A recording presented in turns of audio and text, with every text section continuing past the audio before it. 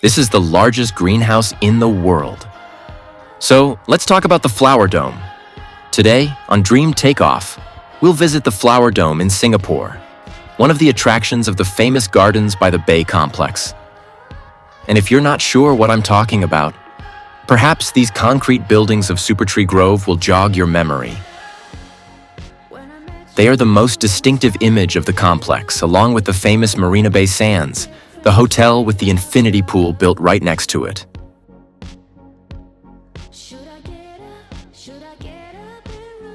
But the Flower Dome has its own merits. It's one of the two main greenhouses of the Gardens by the Bay, alongside its neighbor, the Cloud Forest, which we visited in a previous video. Although it's shorter, at 38 meters tall, compared to the Cloud Forest's 58, it has the largest area with 12,000 square meters of surface area, equivalent to 75 Olympic swimming pools. In fact, it holds the Guinness World Record for the largest greenhouse in the world.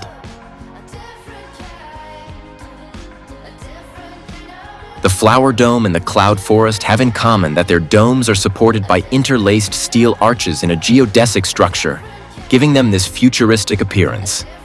And they have no columns, which gives an uninterrupted view of the entire interior.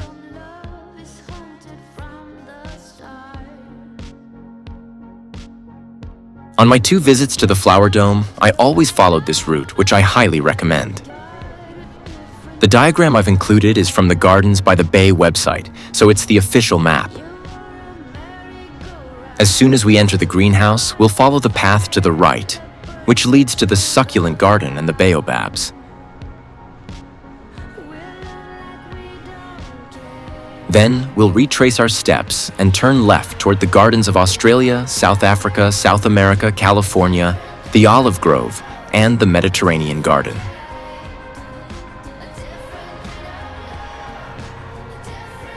Finally, we'll descend to the lower level and find the flower field.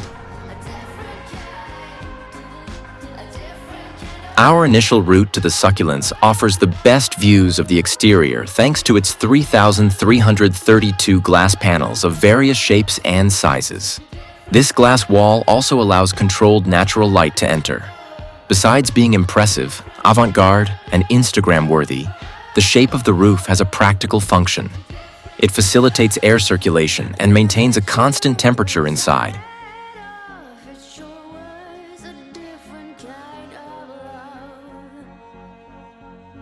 Here's where the differences with the neighboring greenhouse become apparent. The Cloud Forest maintains a cool and humid environment to support life for species native to mountainous cloud forests. But the Flower Dome, where we are now, must maintain a cool but dry environment. It's dedicated to flora that inhabit semi-arid and Mediterranean climates. So the complex constantly reduces humidity and maintains a temperature between 23 and 25 degrees Celsius.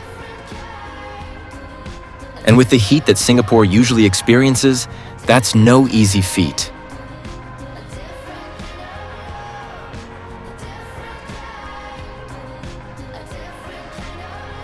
This area where we're walking now is the most desert-like in the complex, because succulents grow in arid areas, storing water in the desert.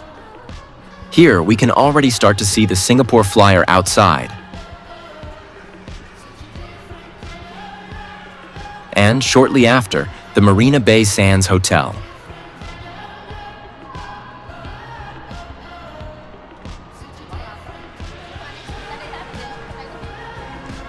This corridor ends with this impressive sculpture, which, although it looks like a dragon, isn't. It's called Driftwood Wyvern, and as its name suggests, it's a worm, a mythological animal similar to dragons, built entirely of driftwood from the coasts of Singapore.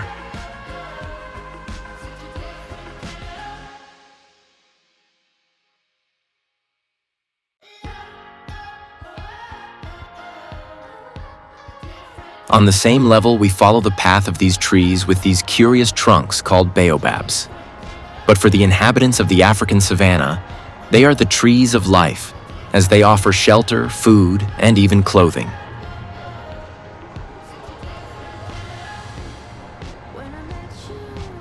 We also have a spectacular view of the other greenhouse, the Cloud Forest.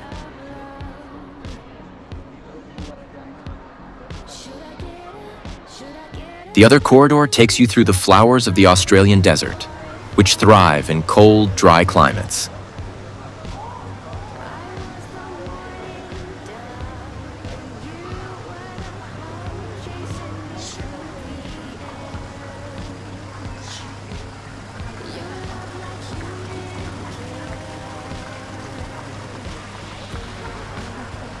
You'll then have the chance to explore the vibrant blooms of South Africa, including the fynbos plants native to the Cape region.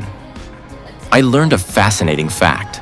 In their natural habitat, fires are so common during the summer that these plants have evolved to germinate only after being exposed to heat from a fire. Isn't that wild?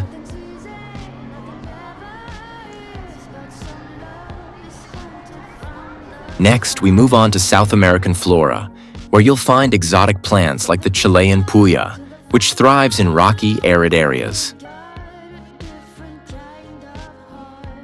There's also the Araucaria, Chile's national tree, known in English as the monkey puzzle tree. The next section showcases the flora of California's chaparral and forests, featuring shrubs and trees like redwoods.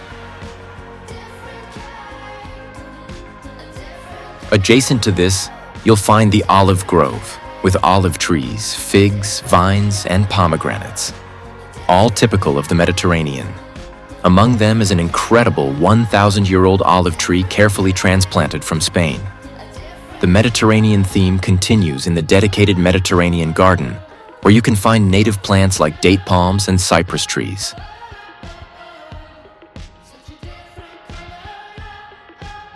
Finally, the top floor is the flower field, which features rotating flower exhibitions.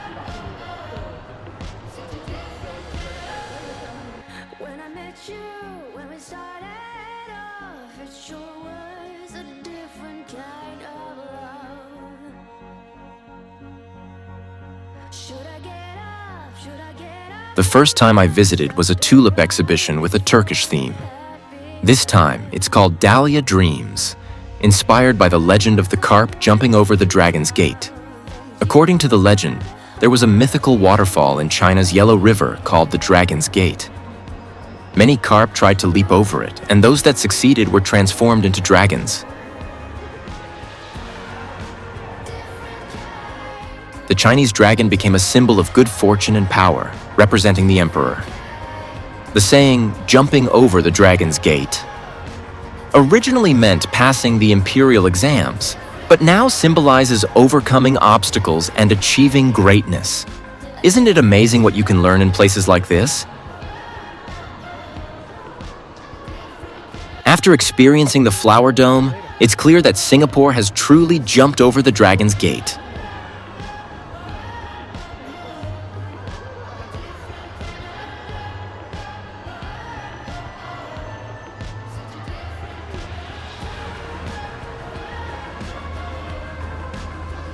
It's time to say goodbye to the Flower Dome for now, but more Singapore videos are coming. So please like and subscribe so you don't miss out on the next adventure on Dream Takeoff.